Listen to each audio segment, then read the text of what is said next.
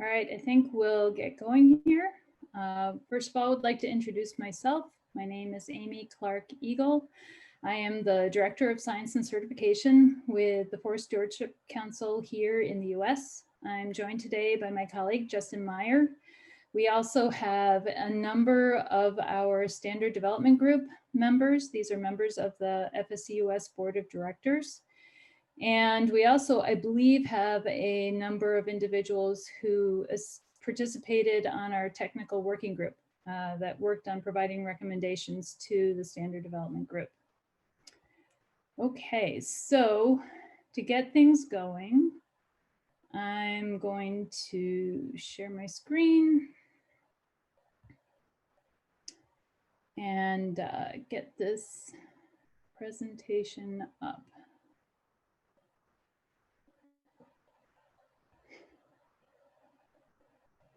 All right, Justin, can you see it? Excellent. All right, so going to begin with our antitrust statement. As participants in this meeting, we need to be mindful of the constraints of antitrust laws. There shall be no discussions of agreements or concerted actions that may restrain competition. This prohibition includes the exchange of information concerning individual prices, rates, market practices, or any other competitive aspect of an individual company's operation. Each participant is obligated to speak up immediately for the purpose of preventing any discussion falling outside these bounds. All right, thank you. Please keep this in mind. I recognize that most of our communication will be by text chat, but please remember this. All right, so we are currently in the middle of the public consultation period for draft 1 of the FSCUS National Forest Stewardship Standard, and this is version 2 of our standard. Version 1 would be the 2010 standard. The consultation period began on December 5th. It's a 75-day consultation through December 18th.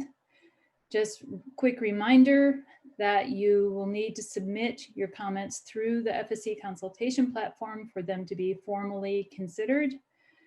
And this consultation platform can be reached along with access to a number of other resources at the FSC's consultation web pages. And you can see the address right there in front of you.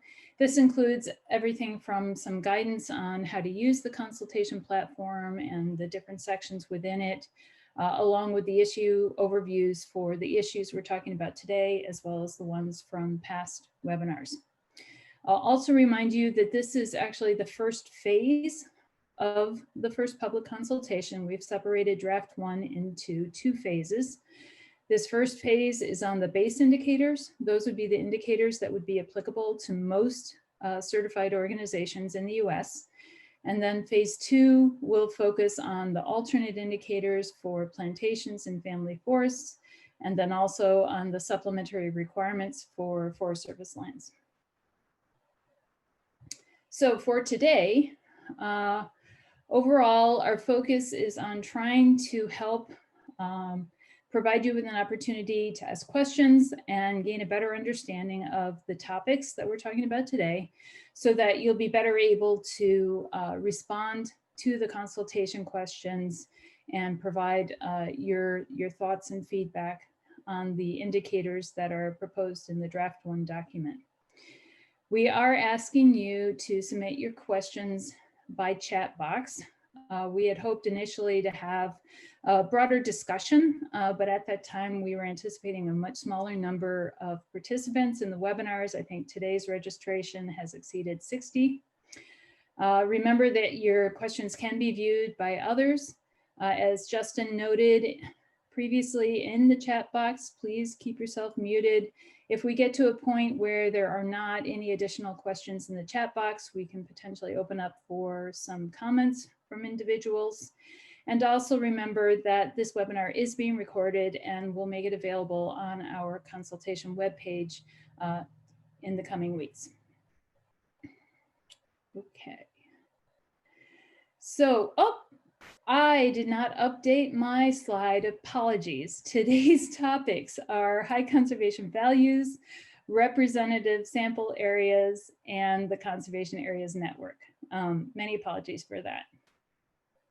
So getting into the first topic. Talking about high conservation values, and these are values of really outstanding importance, significance. They may be biological, ecological, social, or cultural. This concept is really core to FSC values, and there's a focus on the maintenance, enhancement, the overall conservation of these values and the areas that are needed for their existence and for their maintenance. In Principle 9, this is where high conservation values are addressed, both in the existing standard and also in the Draft 1 standard. And the requirements in this principle provide an extra layer of rigor, particularly in management and monitoring. And that is intended to reflect that really important value, that outstanding significance, more than some of the other values that are addressed in the standard. There are overlaps in the standard, particularly with some of the environmental values in Principle 6, some of the cultural values that are addressed in Principle 3 and Principle 4. I think, though, that it's really important to notice that, or to be aware that there's both a narrowing of what gets addressed. Principle 6 may address, all listed species or all rare, threatened, endangered species, whereas Principle 9, the high conservation values, it would just be some of those that are really important and significant as a concentration of biodiversity. There also are some things addressed in Principle 9 with the high conservation values that are not addressed in other parts of the standard. So as we are shifting from Principle and Criteria version 4, so the overall FSC principles and criteria, to version 5, with this has come a shift in some of the different aspects of how high conservation values are addressed and some of the ways that the focus of P9 is addressed. So there's been a shift in terminology.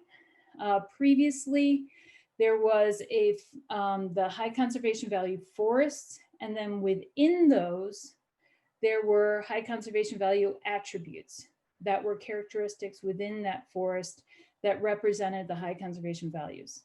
And we're shifting towards high conservation values, and those being associated with areas that are needed to maintain that high conservation value. So the shift has been from a focus on identifying, establishing, and conserving high conservation value forests that have within them those really high conservation values, to more of a focus on the values themselves and on identifying and conserving those values. There's still a requirement to identify the areas within which they exist and that are needed to maintain them. But in terms of the maintenance and enhancement, that is the focus now on the value itself, whereas previously the maintenance and enhancement, there was more of a focus on the forest, the high conservation value forest, so the area. Also, in terms of the language and the terminology around this, there is something of a shift away from a more narrow focus just on forests, although not all certified organizations were limited in their identification of HCVs. But now it's very clearly and more broadly focused on all the different types of native biodiversity and ecosystems that occur within the management unit, regardless of whether or not they're associated with a forest. The new draft includes a fairly lengthy new annex to provide guidance. The purpose of this annex and the changes in the language of Principle 9, there was not an intent to change the threshold of what is or isn't an HCV. So it wasn't intended to change the bar in terms of other types of values compared to the high conservation values. The intent of the additional guidance is really to increase the consistency in what gets identified by certified organizations. Throughout the conversations that have been held with participants in this process thus far, there is a perception that many certificate holders may actually over-identify high conservation values. So they end up having that added rigor and responsibility for a larger portion of their management unit than actually what might be necessary. And there have been also, I've been reminded that there may also be examples where certificate holders have under-identified high conservation values as well. So part of the purpose of this guidance is to really level out and increase the consistency of what is identified as high conservation value in a US context. Additionally, a note is that there are new explicit requirements for intact forest landscapes. This is reflective of the broader FSC incorporation of this concept into the normative framework. There's some increased clarity on when there is stakeholder and expert engagement required, and also increased clarity on the management, on what management and other activities may occur within high conservation value areas. And the focus really is, again, on conservation of the value itself and a recognition that the activities need to either be implemented for that conservation or be implemented in a way so it's not detracting from the ability to maintain or enhance the high conservation value. Okay, so that is the kind of brief overview we wanted to provide on this topic. We'll do the same procedure for each of the 3 topics for today, and we'll now give you all an opportunity to type your questions into the box. And I'm turning off my share screen so that I am better able to see what those questions may be. All right, so is this expanded new guidance normative? No, actually while the annex is referenced in the normative language of the indicators, the standard development group and the technical working group felt that it was very important to keep the normative language in the main portion of the standard itself. So there is in fact only one annex which is normative, and that would be the glossary. And all of the other annexes are identified in somewhere in the introduction or in the beginning as being guidance. So they provide guidance and assistance for conforming with the normative parts of the standard, but they themselves, in themselves, are not normative. All right. In the current US Forest Management Standard, there is no explicit requirement to update the high conservation value assessment over time. For example, revisit it or in a certain period of time once it's complete. Will this change with the new standard? Yes, I believe that there is in the normative language an expectation that the high conservation value assessment would be updated if there's new information that's received either through stakeholder consultation or through monitoring or through other research that may be ongoing. How does old growth forest relate to high conservation values? The high conservation value annex description of old growth definition isn't consistent with the 682 indicator in regards to pre-settlement remnants. So I would have to go back and look very specifically at the language that you're referencing, Emily. I believe that there is an indication and an intent that an old growth forest is one that has been around and hasn't gone through any kind of harvest or significant management activities during the periods of time during which this more active industrial forest management has been occurring in the United States.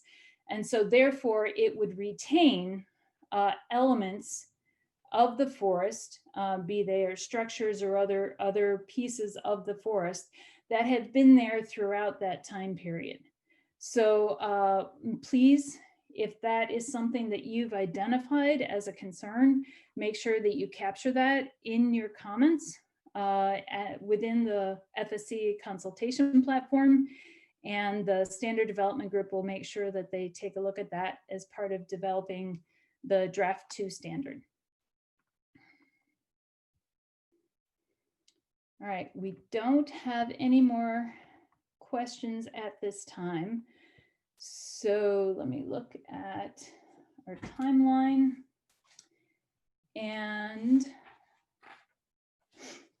I think perhaps while people are thinking, maybe we could ask Paul Vanderford, the chair of the Standard Development Committee, is on with us today. He's also the chair of our board of directors, I think co-chair now actually.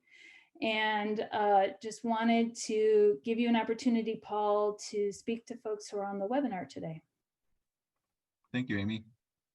Thanks for your time. I'm Paul Vanderford at Sustainable Northwest. I just really am heartened by the participation on this call. It's outstanding as I'm scrolling through everyone's name.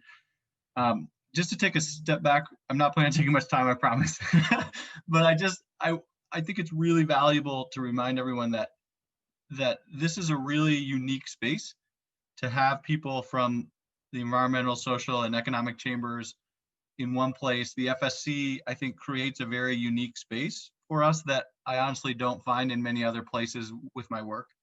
And that the honest and open conversations that we are able to have as a group in respectful manner is our greatest strength and the embodiment of what we are doing here, and ultimately the thing that sets us apart and the thing that will allow us to succeed moving forward. So I just wanted to thank everyone for being on this call, because this action is the first step. I also want to recognize all the hard work that's already gone in. I see several members of the technical working group here and of the board, and this has gotten to where it is today because of hard work of the FSC staff. Justin, Amy, thank you. The board, the working group. So there's been a lot of work put into this, and to get this through the revisions takes your input. If you support things, we want to know that. If you don't support things, your feedback is what's going to take this lump of clay. And it's more than a lump of clay. I shouldn't qualify it that way, Amy, I'm sorry. But your input is critical, and we will come out with better product with your engagement. So I just wanted to thank you, and to just, really ask you for, your time to take those actions between now and when we have something beautiful we can all support. So thank you for being on the call, and thank you for everyone who's already put in a lot of time. I completely support your words, Paul. Thank you to everyone who's here today and those who have been participating and helping all along. We have a couple more minutes here in terms of HCVs.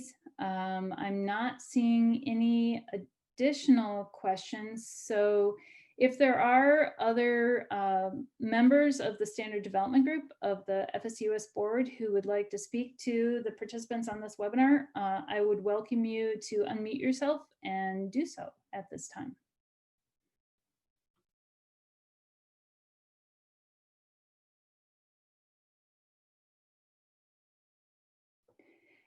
And there's absolutely no expectation that you will.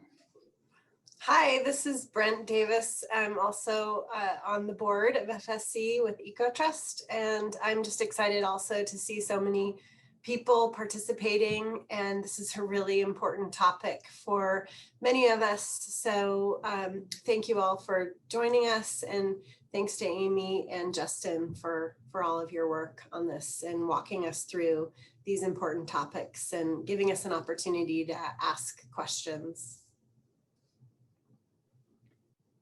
All right, thank you all. So I think with that, since I don't see that any more questions have come in at this point, I think we'll probably have some time later on if we have other board members with comments, but right now I'm going to go back to sharing my screen and move us into the next topic. All right, so play from current slide. There we go. Just confirmation from Justin that you can see it. Excellent. Great. So we're moving into representative sample areas. So these are and have been the representation of places that have really good references for native ecosystems. The existing standard also identifies that there may be some other purposes for this overall concept of representative sample areas, possibly representing underrepresented kind of successional stages or different variations on a particular ecosystem. There is some overlap with high conservation value areas, particularly when you've got an ecosystem that does have a high concentration of rare species within it, or an ecosystem which may be represented across the landscape in a large landscape scale kind of way, or potentially if it's a very rare ecosystem. So we've got that overlap between representative sample areas and high conservation value areas. The existing standard focuses on areas that are identified that already are good examples of a particular native ecosystem. And it also allows for designation of representative sample areas outside of the forest management unit. And these are some of the things that have changed. So representative sample areas is one of the places in the standard and of the more environmentally focused values that I think has had some of the more significant changes, reflecting changes in the principle and criteria for FSC as a whole. So in draft 1, what you'll see is that there is an expansion of consideration when it comes to native ecosystems for considering those that are already good viable examples, but also considering the potential for places that would be representative of an ecosystem, but there's a need for restoration, and also consideration of other native ecosystems that could potentially occur within the management unit, but they don't currently occur, but they could be achieved through restoration. And there are some considerations about what could be achieved or could be restored actually means. And that's in the guidance, and we'll get to the guidance here in a minute. The draft 1 does focus the establishment of representative sample areas to the scope, the space of the spatial area of the management unit. And the establishment of representative sample areas needs to be done in a way so that it reflects and is proportionate to the size of the management unit, the scale of it, the management intensity of the activities that occur within the management unit, and the percent of the landscape in which the management unit occurs that's protected. And this language comes from criterion 6.5. So this is something that we need to address as part of the draft 1 standard, or the revised standard, I should say. There has been some efforts to increase the clarity regarding, as with high conservation value areas, to increase clarity on what's allowed, not allowed, what's intended when it comes to management and other activities that occur within the representative sample areas. And again, the focus is on the need for activities that will maintain and restore representative sample areas, but in recognizing that other activities can occur as long as they don't detract from the ability to maintain or restore those native ecosystems. There is a new annex that provides guidance to support implementation of these new elements. So in that guidance, And again, it is guidance, it's identified as guidance, and it recognizes that some certificate holders may wish to take a different approach to identification and establishment of representative sample areas, but the steps that are included in the guidance will help to get you to conformance with the indicators in criterion 6.5. This guidance does provide some flexibility for organizations in landscapes where there are certain ecosystems that are already well represented, and allows them to forego representation of those ecosystems within the management unit. There's also an acknowledgement that we have some certificate holders who have in the past scoped out areas of high conservation value or areas with other conservation values from the management unit for which they are certified, and then that they worked either in the past or are currently working to ensure that those areas are continuing to be conserved and will be conserved for the long term for those native ecosystems and those other conservation values. So there's flexibility for organizations to actually consider some of those areas as representative sample areas if they were responsible for helping to ensure that they continue to be conserved, even though they're outside of the management unit. There are a lot of questions that have come up over time about how much is enough with the existing standard. There's some guidance in there in terms of numbers, but what does that really mean? And it suggests that maybe there's situations where there should be more or fewer. And so the guidance in the annex is intended to try and help answer that question. How much is enough? What's the expectation around representative sample areas? The guidance also clarifies that for very small management units, there are some opportunities when certain criteria have been met to establish representative sample areas outside of the management unit.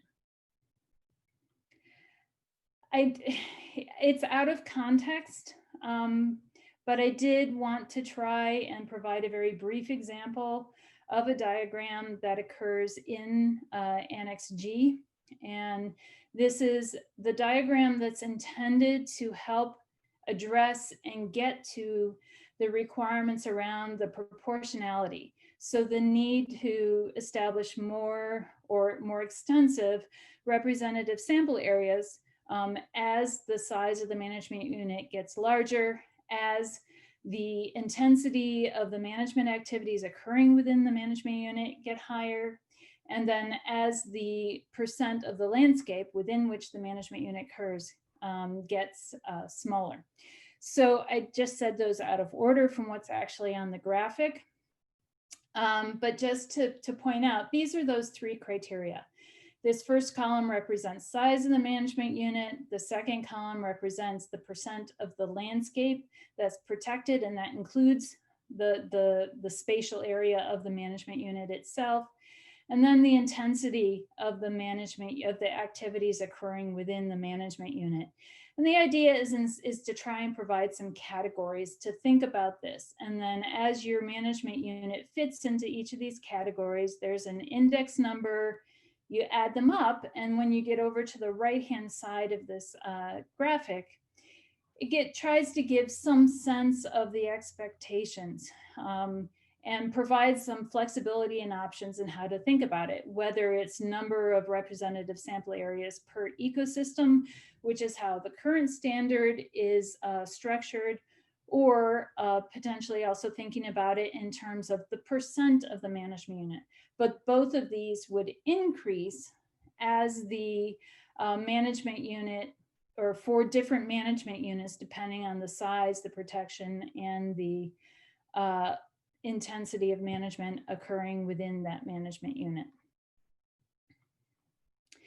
So with that, I am going to back out of the share screen mode and then see if we have any questions.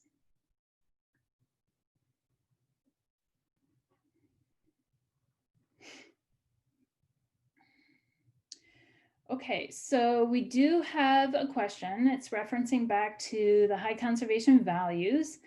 And that is the primary management intent of high conservation value areas to, one, maintain or enhance the high conservation value forest, which may involve active timber harvest, or two, to maintain a working forest that avoids or minimizes negative impacts to the high conservation values.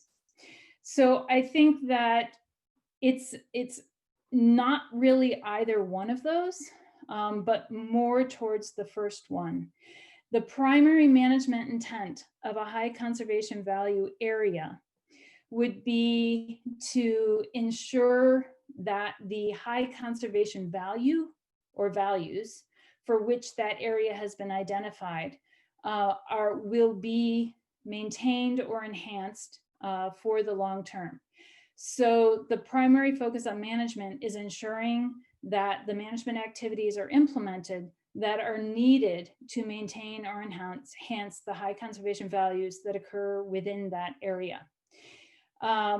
If there are other activities occurring, they cannot take away from or detract from the ability to conserve those high conservation values. From Andrew, can you talk about prevent protected areas across the landscape? What does that mean? Oh, percent, sorry. Can you talk about percent of protected areas across the landscape? What does that mean? What is meant by the percent of protected areas across the landscape? So in our existing standard, there is in guidance some information that reflects on what's considered protected when you're in what would be considered to be permanently protected. And so for those of you who are familiar with the GAP program, it's there's a through, I'm gonna get this confused now. I believe it's through USGS. I can't remember exactly at this exact moment in time, but there is this assessment, and then there is the PAD, the Protected Areas Database. And within that, there is information about different classification or associated with that. They use a classification system, and it's the GAP status classification. And there's GAP status 1 and GAP status 2, and you can get into the metadata for the Protected Areas Database and for the GAP program and get a better idea of those definitions. And actually we include them in the glossary for draft 1. And a protected area to be considered when you're looking at the percent protected for the landscape would be those areas that fall into GAP status 1 or 2. It generally includes legally protected areas or other areas that have a management plan and conservation objectives that are focused on long-term protection of the area.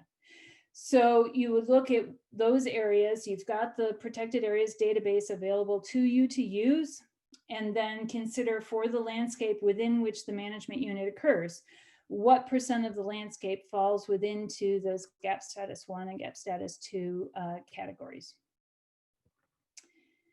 And then please confirm the representative sample area needs to be identified on the forest management unit. Is that correct?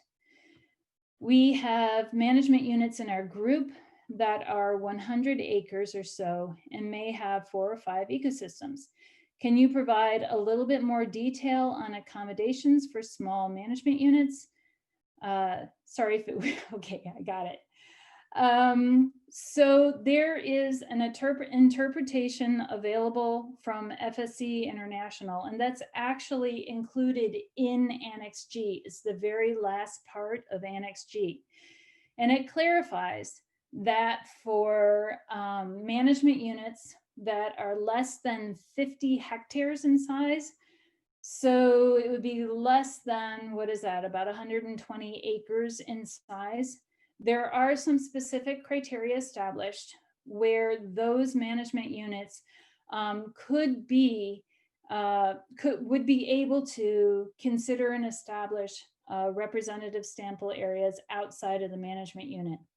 But all of the other certified management units are expected to have representative sample areas within the boundaries, so within the lands that are in scope for that certified organization.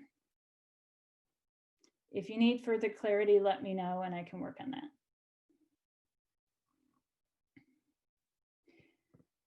All right, so we don't have any other questions right now on representative sample areas. So I think maybe because they're all linked together in the next topic, which is the Conservation Areas Network, it might make sense to go ahead and move into that, and then we can see if there's any additional questions on any of the issues or topics for today at the end of all this.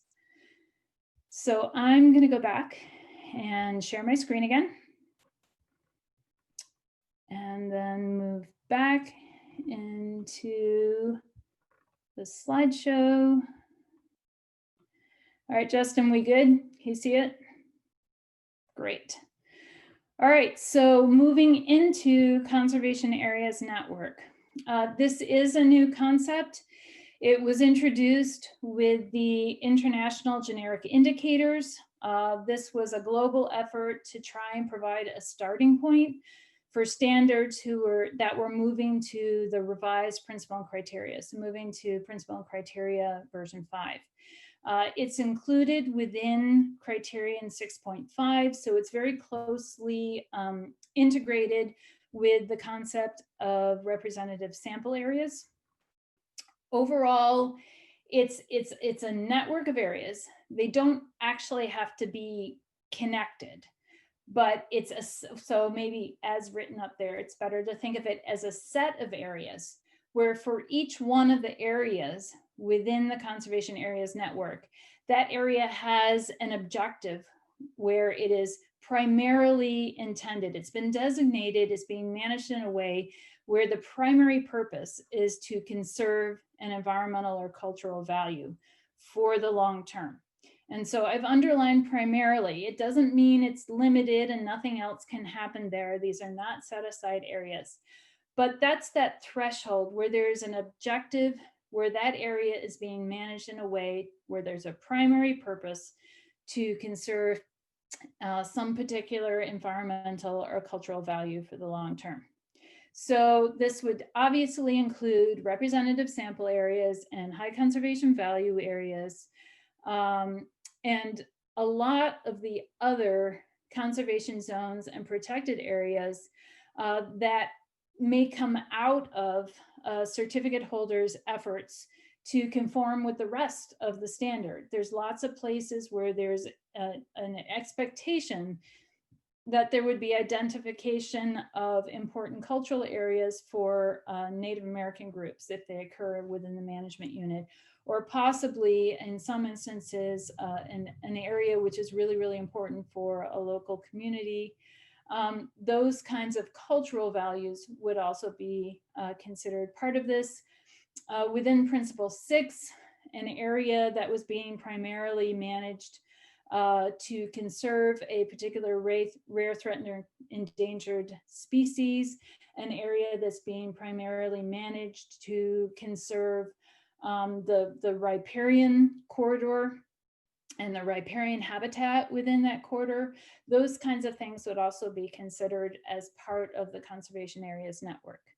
As I noted before, there is not a requirement that these different areas be connected in any way. It's just a set of areas. And there is a requirement for at least 10% of the management unit to be included within this set of areas that in combination is called the Conservation Areas Network. There's a new annex to support certified organizations in their implementation and work towards achieving conformance with this particular indicator.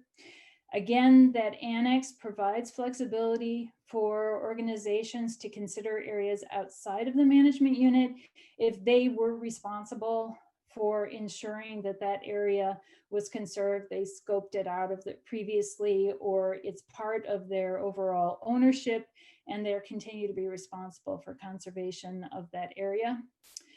The main bulk of this annex is identifying other parts of the standard that could result in the designation of a conservation zone or protected area that then could be considered as part of this conservation areas network. Okay, and that's what I have on the conservation areas network. So again, I'm going to stop sharing my screen and see what we've got for questions. And I don't see any questions at this point. So maybe while folks are thinking about it or typing in, oh, yeah, now we have one.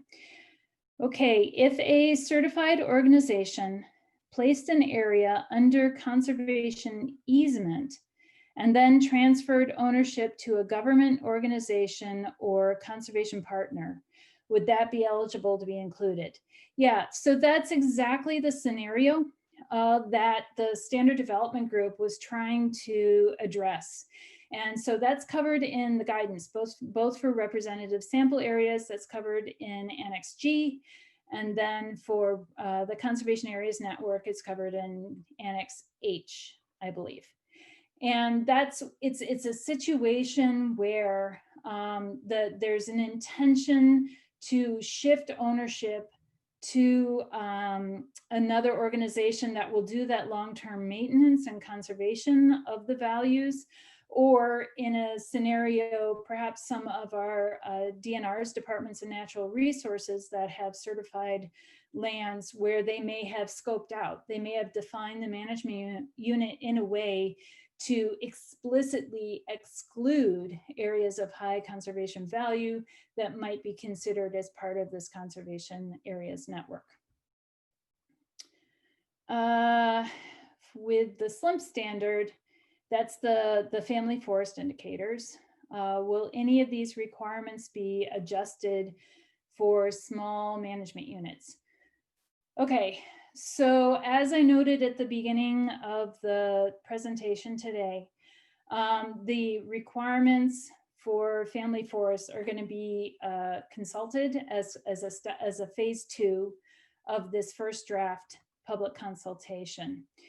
And within that, it's actually not to the point yet. We're still working on getting to the point where there's recommendations to the Standard Development Group. So I think would anticipate that if for some of these conservation area issues, there will be a slightly different approach. There is that already an interpretation that recognizes and allows for the very small management units to handle representative sample areas in a different way. There is also an interpretation which recognizes that if the small small or low intensity managed forest, what we call a family forest here in the US, if they are within a group, the Conservation Areas Network that requirement can be considered across the group members. So there's an interpretation on that front. So I do think that there will be some considerations and additional flexibility. The specifics of that will come with the second phase of the draft 1 consultation. What about areas that have been managed for a high conservation value? Can they be included? Definitely yes.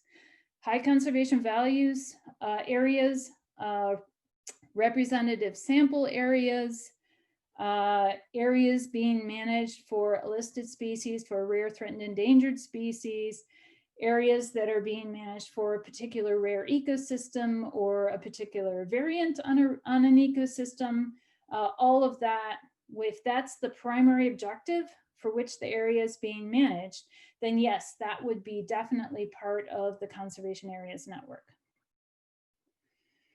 If one forest management includes multiple properties, does the 10% minimum need to occur on each property, or as long as the forest management unit as a whole has the 10% minimum, can it be distributed unequally at the property level? Really, really good question. So as it's written right now in draft 1, it is the requirement is at the scale of the management unit. So that's the way it's written right now. I think that this is a really important consideration, and one that the members of the Standard Development Group who are on the call right now, and I'll be jotting down notes here in a minute, will need to think about whether there's a need for some additional guidance or clarity on that issue as they work on development of draft 2. So areas that have, Andrew, you're referencing back to your previous question.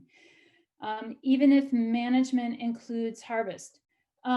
So for the conservation areas network, there's no harvest limitation. It all has to do with whether or not an area has been managed primarily for the long-term conservation of some particular environmental or cultural value. So whatever the activities that are occurring, if that's part of that objective, then that's not an issue. And certainly it's the same situation as for high conservation values and for representative sample areas. If timber harvest is an essential component of ensuring the ongoing maintenance or enhancement of a high conservation value, or if it's an important component for either conserving or restoring a representative sample area, then yeah, definitely timber harvest would be expected to occur if it's important for that conservation effort. And then yes, still those areas would be part of the conservation areas network.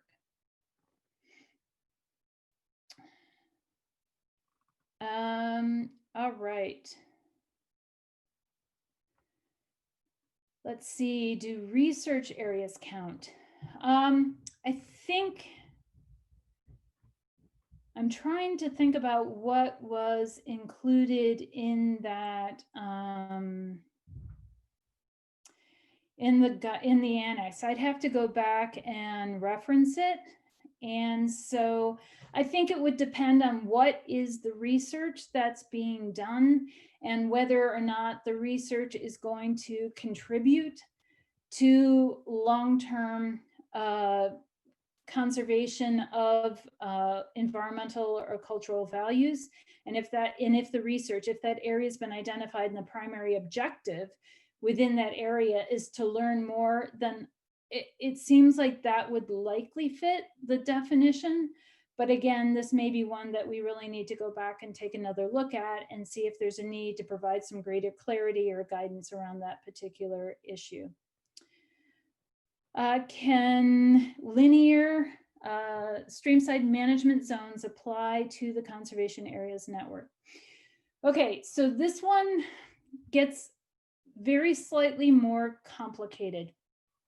There is also an interpretation from FSC International that if there is an area that is being managed for simply the reduction of erosion and for ensuring water quality, that would on its own not qualify for the conservation areas network.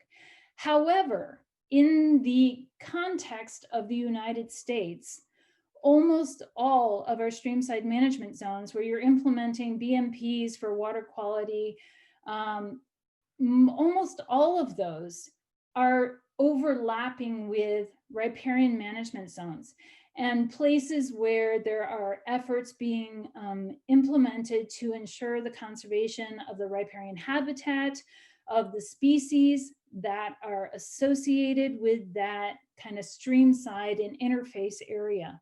So as long as there is a primary objective to conserve the riparian habitat within that SMZ, within the streamside management zone, then yes, it could be considered as part of the conservation areas network.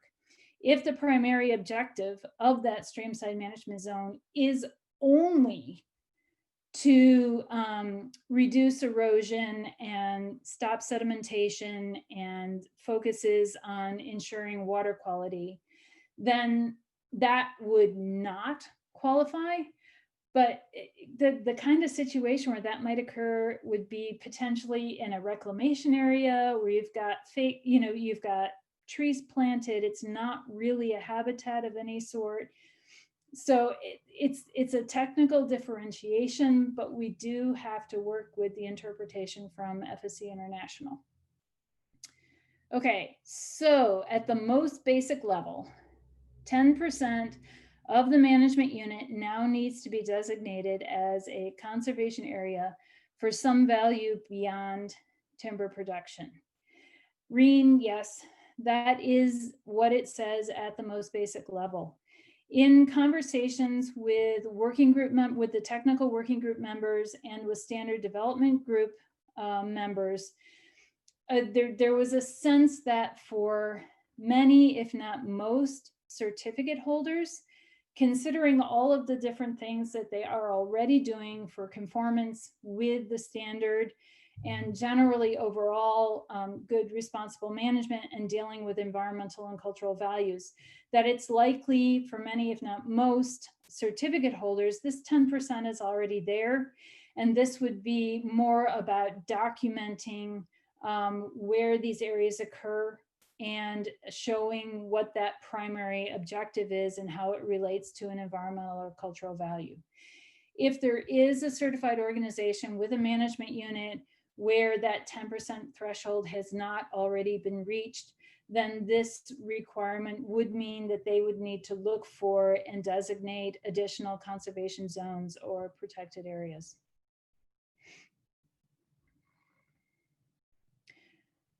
Okay, so while people think about that, I did want to ask if there were any other members of our standard development group that had hoped to be able to say something today, whether related to one of these issues or just generally to the process overall. And if so, please mute yourself and feel free to speak. Amy, thanks for that opportunity. Excuse me. And I would just add, I'm Tim Beyer. I'm with Minnesota Department of Natural Resources. I'm the chair of the Policy and Standards Committee with the FSC Standards Development Group. And these are great questions today. And I know within my own organization, I've asked folks to really look at the instructions that came with the consultation. Make sure as you go through the draft standard itself, tease out those consultation questions, and please help the Policy and Standards Committee and the Standard Development Group to get a little greater understanding of the questions that we've posed in those green box questions.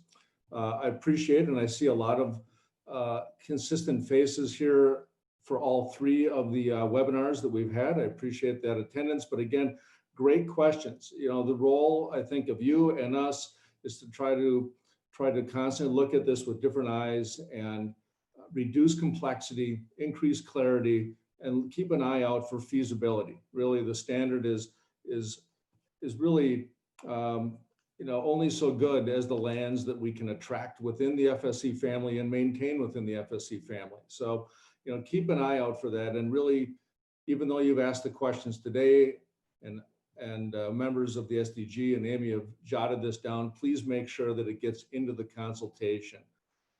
In all of these things, there was a question early on about normative, non-normative. The annexes, which really guide HCV, Conservation Area Network, and RSA, are non-normative. But again, look to them for complexity, clarity, and feasibility, because Conservation Area Network is only mentioned in one indicator in the entire standard.